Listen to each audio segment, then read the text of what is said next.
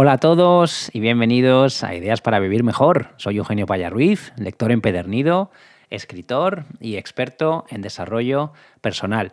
Hoy te traigo las ideas principales de un libro que se llama A Solas. Está escrito por Silvia Congost.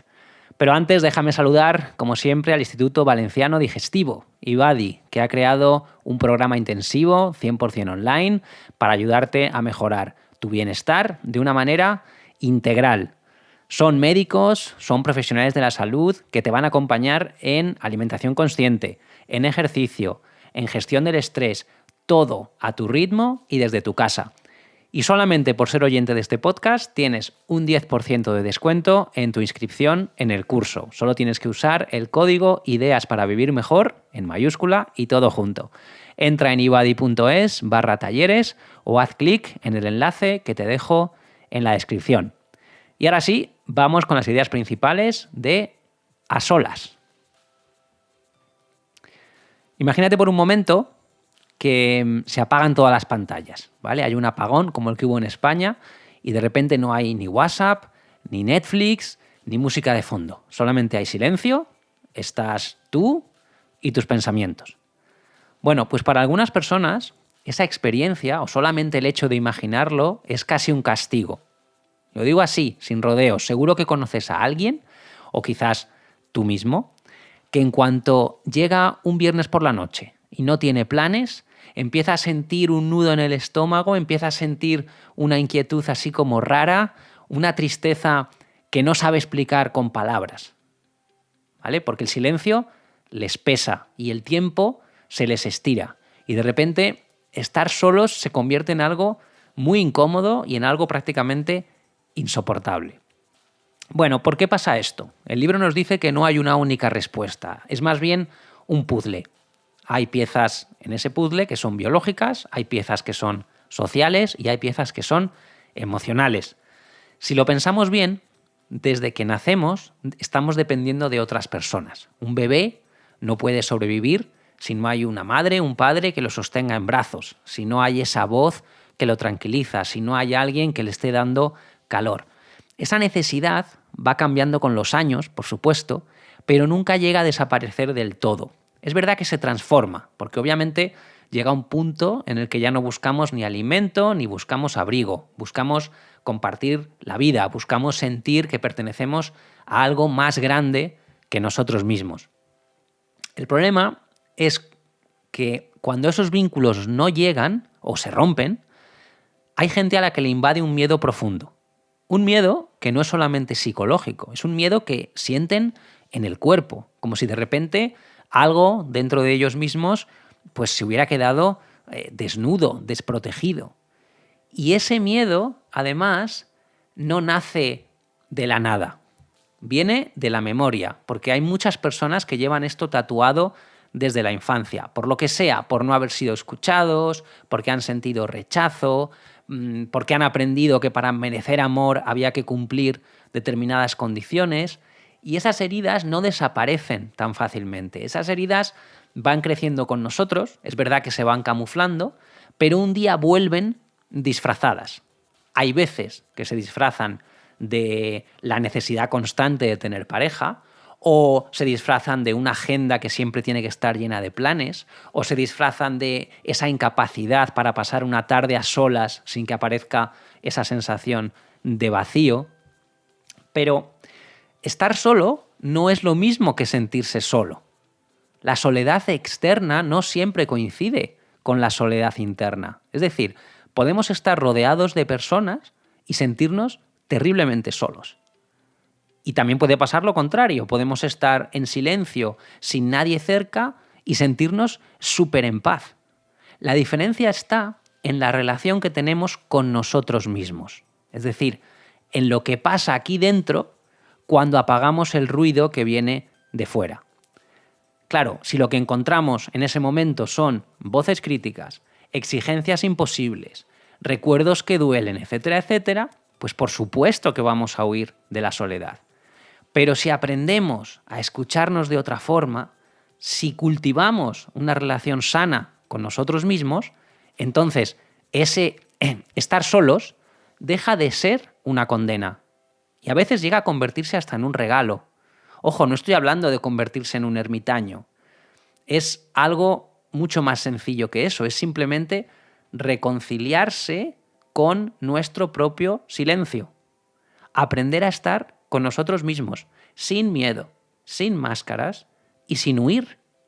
Porque dime tú, si no somos capaces de estar a solas con nosotros mismos, ¿cómo vamos a ser capaces de estar del todo con los demás? Y además, cuando logramos hacer las paces con nuestra soledad, vamos a dejar de pedirle a otras personas que llenen un vacío que solamente nosotros podemos llenar. Claro, vivimos en un mundo que premia estar acompañado. Y si no me crees, mira a tu alrededor. Hay viajes que son más baratos cuando sois 2 personas, hay ventajas fiscales en algunos países por estar casados, hay campañas de publicidad en las que la felicidad siempre llega en grupo, ¿verdad? Esas cenas alrededor de una mesa larga, esas escapadas románticas a la playa, selfies con amigos sonrientes, eso lo hemos visto en la publicidad, lo estamos viendo todos los días. El mensaje es claro, es un mensaje invisible, pero que siempre está ahí. Si estás solo, te falta algo. Y lo curioso es que aunque sepamos que no es verdad, porque creo que lo sabemos, ese juicio social se nos va metiendo dentro, poquito a poco, como una gota constante. Y empezamos ¿a qué? A compararnos. Y sentimos que vamos con retraso respecto a una supuesta línea de vida. Me tengo que casar a tal edad, tengo que tener hijos a tal otra, tengo que acumular experiencias compartidas como el que está rellenando un álbum de cromos. Y si no lo hacemos, la sensación que nos queda es que estamos fuera de lugar. Claro, esto es una paradoja. Cuanto más miedo tenemos a la soledad, más vamos a depender de aquello que no controlamos. ¿Y entonces qué pasa? Pues lo que tiene que pasar, que nos agarramos a relaciones que no nos hacen bien, o aceptamos hacer planes que en realidad no disfrutamos, o nos rodeamos de personas con las que no podemos ser nosotros mismos o que no nos convienen en absoluto. Es ese intento desesperado de huir de la soledad. Y por ese intento desesperado acabamos atrapados en un bucle que nos está recordando la soledad constantemente. Una de las cosas que dice el libro muy interesante es que no todas las soledades son iguales. Hay una soledad que duele y que recuerda heridas abiertas, y hay otra soledad que nos sana y que nos da espacio para respirar y para reconstruirnos. Hay una soledad que te empuja al vacío y otra que te sostiene. Claro, el reto está en aprender a distinguirlas. El reto está en entender que la soledad por sí misma no es un castigo, es simplemente un territorio, un espacio, y como todo territorio o espacio, pues tiene lugares oscuros y lugares fértiles. La pregunta no es cómo huir de la soledad, sino cómo habitamos la soledad como territorio o como espacio. ¿Cuántas horas al día pasamos realmente a solas con nosotros mismos? Ojo, no es estar físicamente solos, ¿eh? Hablo de, yo qué sé, cuando estás en tu casa y todo el mundo pues está fuera. Hablo de una soledad en la que no hay pantallas, en la que no hay conversaciones que sirvan de ruido de fondo y que te impidan escuchar lo que llevas dentro. Hablo de silencio de verdad, de ese silencio que a veces es tan incómodo que no lo soportamos. ¿Por qué no lo soportamos? Porque a veces aparecen cosas, recuerdos, etcétera, que preferimos no mirar. Aparecen miedos que queremos enterrar, aparecen preguntas que normalmente no tienen respuesta. Es un silencio que nos incomoda porque nos está enfrentando a aquello que más esquivamos, que muchas veces somos, por desgracia, nosotros mismos. Pero claro, en ese silencio también hay un regalo. Si te quedas un poco más ahí, si en vez de salir corriendo enseguida respiras y te quedas, empiezas a notar otra cosa. Empiezas a notar que es un espacio donde sueltas las exigencias, donde las voces externas, esas que insisten en lo que deberías estar haciendo, de repente se callan, y de ahí puede emerger algo inesperado, que es tu propia voz. No la que usas para contestar correos profesionales o para dar excusas, la que te recuerda quién eres de verdad. Y eso, aunque suene simple, es en realidad un acto muy profundo de autoconocimiento. Y por eso mismo estar solo no es lo mismo que sentirse solo. La soledad que más tememos como seres humanos, obviamente, es la que nos llega cuando hay abandono, cuando hay rechazo, cuando hay pérdida, es decir, cuando se muere alguien, cuando un amor se rompe, cuando un amigo se va sin despedirse. Esa soledad es la que sentimos pues como si el suelo se abriera bajo nuestros pies, una soledad que duele muchísimo. Pero incluso en esos momentos, en medio de esa caída, hay una cosa que nadie nos puede quitar, y esa es la capacidad de elegir cómo vamos a atravesar esa soledad. Luego nos dice el libro que hay otra soledad que es más sutil. Es esa soledad que sentimos cuando estamos rodeados de gente, ¿vale? Típica reunión de trabajo donde sonríes sin escuchar. Típica fiesta donde las risas de los demás te dan igual. Incluso en tu propia casa, con personas a las que quieres, pero a lo mejor de las que te sientes totalmente desconectado o desconectada. Esa soledad invisible puede doler aún más, porque no sabes por qué te pasa, no le puedes poner un nombre. Y luego está la tercera soledad, que es la más transformadora, la soledad que tú eliges. Esa soledad en la que tú decides apagar el ruido del mundo, aunque al principio no sea fácil y al principio te cueste y al principio el silencio te pese y la mente te grita, etcétera, etcétera. Pero si te atreves a atravesar ese desierto elegido, al otro lado hay un oasis, hay más claridad, hay más autoestima y hay más paz. Esa soledad elegida no es aislamiento, es un espacio fértil, es un lugar en el que aprendes a escucharte, en el que aprendes a cuidarte y en el que aprendes a relacionarte con los demás desde un lugar mucho más auténtico del que normalmente habitamos. El problema es que si no sabes estar contigo mismo, vas a caer en trampas muy fáciles, vas a aceptar relaciones que no quieres, vas a buscar parejas desde el miedo, te vas a conformar con menos de lo que mereces, solamente para no volver a sentir ese malestar. Y entonces, en vez de abrazar tu propia compañía, la estás rechazando y te estás perdiendo a ti mismo o a ti misma. Por eso hay 3 preguntas que te dejo para que reflexiones. La primera, ¿cómo vivo mi soledad? ¿Me acompaña o me pesa? ¿Me impulsa a crecer o me encierra? Esas 3 preguntas, háztelas, respóndelas y me lo cuentas en los comentarios. Porque la soledad no es un castigo, te repito, la soledad puede ser una oportunidad para encontrarte contigo mismo, puede ser un refugio. Cuando dejas de luchar contra ti mismo, ese vacío cambia de forma y entonces deja de ser un abismo y se convierte en un lugar seguro, en un espacio donde por fin puedes escucharte, puedes cuestionar esas creencias que nos dicen que estar solo es un fracaso y sobre todo puedes empezar a cuidarte en lo pequeño. Un paseo en silencio cuenta, escribir lo que sientes cuenta, cocinar para ti cuenta, descansar sin culpa, mirar por la ventana sin hacer nada. Todas esas cosas cuentan y son recordatorios de que puedes estar bien en tu propia compañía, sin necesitar a nadie más.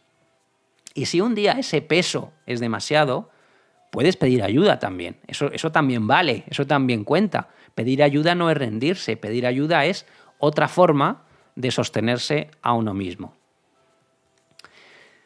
Desde pequeños nos están enseñando muchas cosas, leer, escribir, sumar, restar.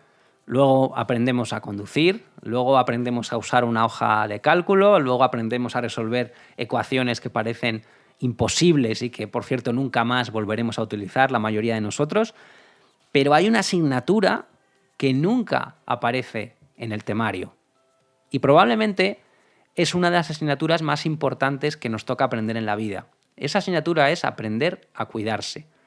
Y ese es el matiz, aprender a cuidarse, porque no nacemos sabiendo cuidarnos. No es algo instintivo. Proteger la vida sí, pero cuidarse no. A veces confundimos esto. Sobrevivir no es cuidarse. No es lo mismo. Sobrevivir es comer, dormir y ir tirando. Cuidarnos es tratarnos con respeto, con compasión, con ternura. Es aprender a ser nuestro propio refugio. Y el problema es que nadie nos enseña a hacer eso, ni lo llevamos de serie.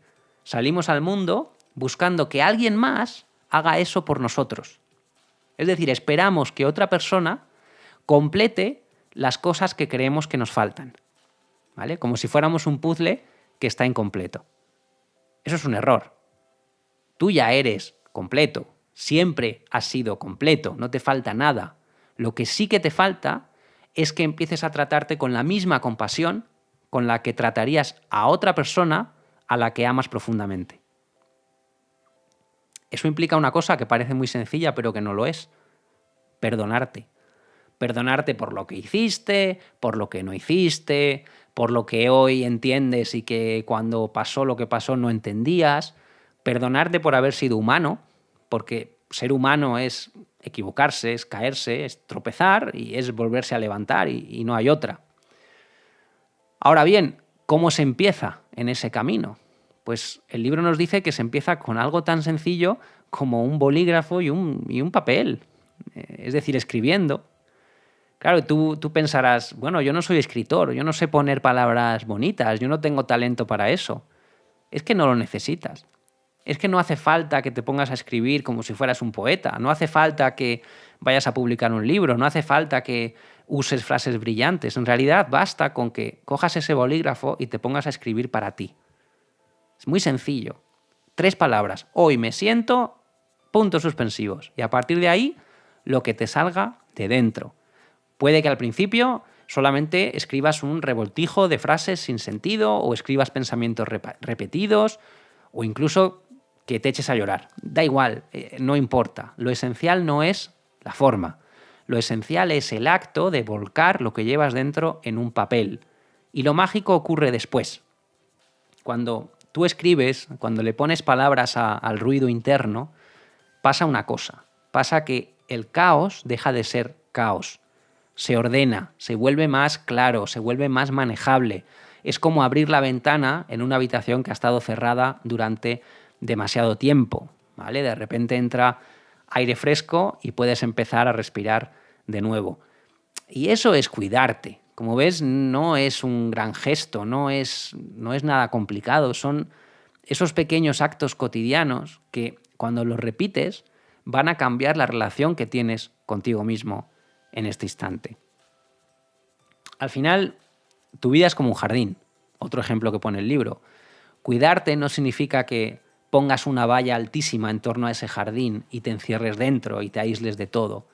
Cuidarte significa que riegues las plantas que te rodean.